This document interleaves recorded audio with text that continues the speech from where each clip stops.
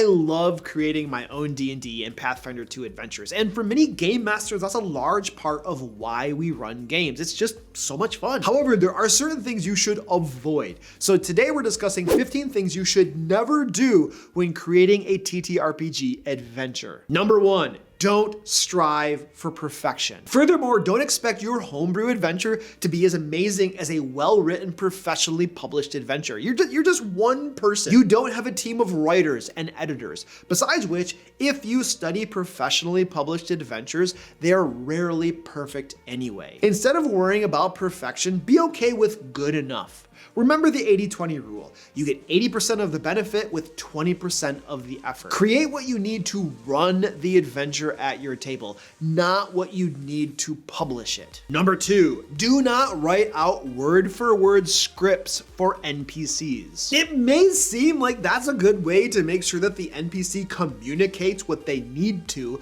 but if you read a script at the table, it will feel forced and unnatural. It drops a nuclear bomb on suspension of disbelief. Instead, write out bullet points for important information an NPC should communicate. Then use those bullet points to jog your memory and guide your conversation, which you will deliver organically as you roleplay the NPC. In fact, this is how we write our NPC role-playing notes in Lair magazine and our other publications, as bullet points. Trust me, it works way better than word-for-word scripts. Number 3, do not write an adventure without a central conflict. This inevitably results in the players floundering to figure out what they should be doing. Think about it. If there's no conflict, what's the point of the adventure? What problem are they supposed to solve?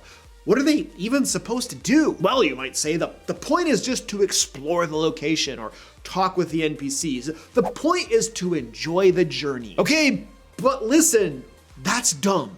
Who goes on a journey if there isn't a destination? I have said this time and time again. It is the job of the game master to create tension, conflict, and drama in their games. And this starts with the adventure itself. By the way, conflict doesn't mean combat. Conflict can be a number of things. Combat is just one of them. You can have an adventure rife with conflict, but have zero combat in it. Number 4, don't go crazy with the read aloud text. For each area of your adventure, often what we just call dungeons for what it's worth, all you need to do is set the scene. Tell the players what is there as succinctly as you can. They don't need a book. Yes, vivid details are good, but long drawn out descriptions will get forgotten more than likely. Furthermore, our imaginations are great at filling in gaps. Blood covers the floor, and the ankle of a body peeks out from the open doorway to the utility closet. Short but sweet, your mind will fill in the drag marks toward the closet, the gory scene inside, and so forth. Your planned description should only give the players what they need.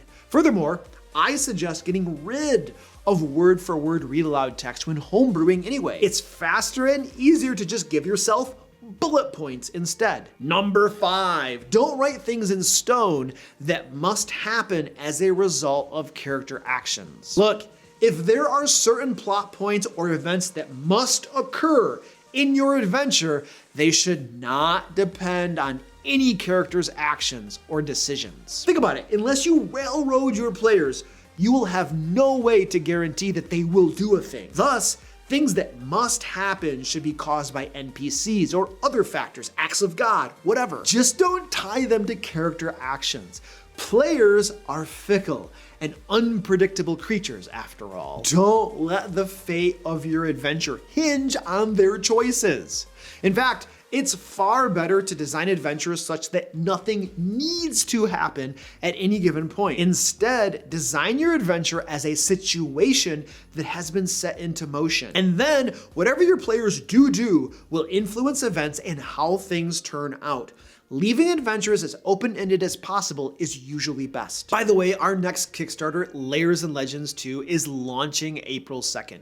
If you'd like to get 2 hefty books packed full of adventures, monsters, traps, puzzles, and other resources for your 5th edition game, you don't want to miss this. Everything is designed to be dragged and dropped into your ongoing game, and we pride ourselves on making our adventures fast and easy to prep. With Layers of Legends 2, you can not only save yourself time, but also wow your players by taking your game to the next level. We will of course have early backer specials, and the premium edition hardcovers are exclusive to the Kickstarter. There will never be another print run of these alt covers. So click the link below if you'd like to get notified when Layers of Legends 2 launches on April 2nd. Number 6. Don't loot bomb your players at the end of the adventure. What's a loot bomb, you may be asking? That's when all the gold and magic items are packed into one chest at the end of the adventure, usually after the boss fight. Look, video games do this for reasons, I guess, but it makes up for a poor D&D game. Instead, pepper treasure throughout the adventure in various locations and sometimes even hidden. This rewards the players for exploring the dungeon and engaging with the various parts of the game. Unless, of course, you only really want to have boss battles and you want your players to beeline their way to them. And at that point, of course, we gotta question and ask ourselves why we even have the rest of the adventure at all. Number 7, do not fill your adventure with irrelevant information or lore that doesn't tie into the adventure or campaign. Right now, my Pathfinder 2 campaign is taking place in the world of Eberron, a place that is new for many of my players. So as they adventure, I'm building in and showcasing various parts of the world and its lore. However, I always do it in a manner that is germane to the situation at hand. For instance, we had an adventure where the characters had to confront cultists belonging to the Emerald Claw who were up to no good. So for that adventure, it totally made sense to drop in information here and there that the players could learn about the Blood of Vol and the Emerald Claw and the nation of Karnak. Taking it up a notch, you should absolutely provide the players with information and lore that is helpful or required to solve the situation at hand. And if you can foreshadow future events, even better. By the way, if you're finding this information useful, please give me a thumbs up and share this video with a fellow game master. And if you think I don't completely suck, why not subscribe while you're at it? It's like one small little click right there. And if you subscribe, I swear I will never ask you again. Number 8. Don't use the same monster over and over again in the adventure. A little bit of repetition to reinforce a theme is okay, but if all the players face room after room is goblin warriors, that's going to get stale. You want goblins, fine, but use goblin archers, goblin wizards, goblin fatties, goblin alchemists, goblin bombardiers, etc. A variety of opponents and obstacles provides spice to an adventure, keeps the players guessing, and makes the adventure more interesting. Number 9, don't overcomplicate mechanics that are only used briefly in the game. This is my pet peeve with some of the supplements that exist for the game. Do we really need 200 pages explaining mass combat? How often does mass combat happen in the typical D&D game? Are you and your players really going to learn and use those rules for something that happens in just one game session out of dozens? Or is that book just gonna sit on your shelf and look pretty? Instead, what works better are lightweight rules for mechanics that make brief appearances in our games. Thus, my recommendation for you is that when you're homebrewing such mechanics and rules for your game, keep them simple and easy to teach. The last thing you want is the game grinding to a halt while you explain complex rules to your players that they're probably never going to use again. By the way, if you are looking for a collection of lightweight house rules, check out the big rule set bundle over on the DM Lair store. For just 25 bucks, you're gonna get 10 different rule sets you can use for your 5th edition games, including rules for mass combat, hex crawls, points of interest, crafting, curses, and animal sidekicks. Number 10. Don't fall in love with your adventure. Furthermore, don't fall in love with your story, your villain, or any other element such as a solution to a puzzle. Instead, allow the actions of the players to carry the adventure and influence outcomes, even if it's something that you don't particularly like. Maybe they kill that villain you were hoping to have escape and come back to haunt them. Maybe they discover a different solution to the puzzle that would totally work. Maybe they throw a wrench into things and the story you thought was going to happen turns out radically different. As a game master, you have to be willing to kill your darlings. A TTRPG is a shared gaming experience. It is a shared storytelling experience. Number 11, don't design encounters where monsters always attack first. I've read pre-written adventure modules like this, and let me tell you, they suck. Shoot, I've been in games like this, and they suck too. Monsters should not just always attack. Sure, sometimes they will, but most times they won't. Instead, give your monsters motivations and goals, and then roleplay those at the game table. When you do this, it allows what might have been a combat encounter to maybe be a social interaction instead, or perhaps both if the characters talk first and then decide that aggressive negotiations are needed. Furthermore, this allows players to come up with diplomatic or creative solutions to encounters instead of just killing everything they come across. Ultimately, it makes for a better game. Number 12, don't pad out your adventure with combat just to increase its length. Look,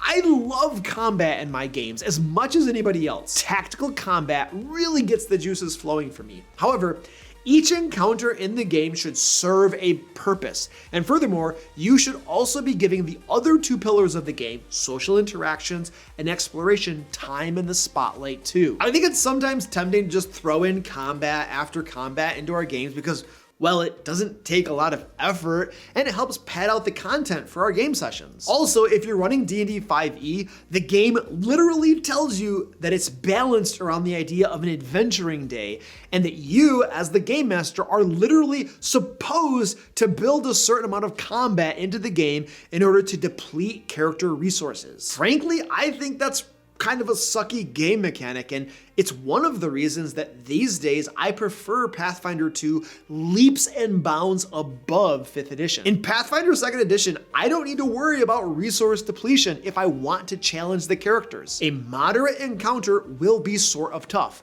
A severe encounter will always be tough. And an extreme encounter, well, let's just not talk about that, shall we? I've had those before, and they usually turn out very badly. Like, TPK, death, destruction, run away, save yourselves type of situation. Number 13, don't fill your game sessions with too much talky-talky. This seems to be the opposite pitfall of too much combat. Too much NPC interaction. I see this a lot on live streamed D&D shows on Twitch and YouTube, where the characters and NPCs spend the entire game session just talking back and forth. Where is the exploration pillar? How about the combat pillar? I don't know. Maybe those live stream shows are just trying to emphasize their voice acting, costumes, and become the next Critical Role or something. At any rate, most players are probably going to enjoy a more balanced game that incorporates all three pillars and not just one. By the way, for more information on the three pillars of gameplay, see my video titled The 3 Pillars of a Successful D&D Game. Number 14, don't assume player choices. If you plan your adventure out by assuming that players will do certain things, chances are you're going to be supremely disappointed and scrambling to fix things mid-adventure. Instead, plan options in your adventure that you can adapt in response to their choices. There should be enough structure to the adventure that you can run it as smoothly as possible, but not so much that it limits the player's options. This takes us back to the idea of designing an adventure as a situation and then allowing players to interact with it however they choose. So, design the crypts from which the Emerald Claw is striking out at Frostmantle. Fill it with bad guys, traps, puzzles, secrets, and all that good stuff. And then allow your players to engage with that location and overcome the challenges as they see fit. Number 15, don't build linear adventure maps. This is what a good adventure map looks like. Notice how it gives the players choices and options. We've heard it said that a GM shouldn't railroad their players. Well, in the same way, you shouldn't railroad them with linear adventure maps where one room leads to the next with no other choices. Furthermore, make sure there are multiple entrances to your adventure locations, even if some of them are hidden and must be found by clever adventurers. Number 16, super secret bonus tip. Do not decide in advance how the adventure is going to end. Instead, leave the ending open and undecided. It's for your players' actions and the dice to decide how a game ends, not you. Instead, as I've mentioned before, create a situation and then sit back and enjoy the ride. But that's just what I think. Let me know down in the comments if I missed any adventure creation pitfalls. Also, don't forget to follow our Layers and Legends 2 Kickstarter at the link below so that you'll get notified when it launches April 2nd. Now, if you'd like to learn how to run a heist adventure, watch this video right here. And until next time, happy game mastering.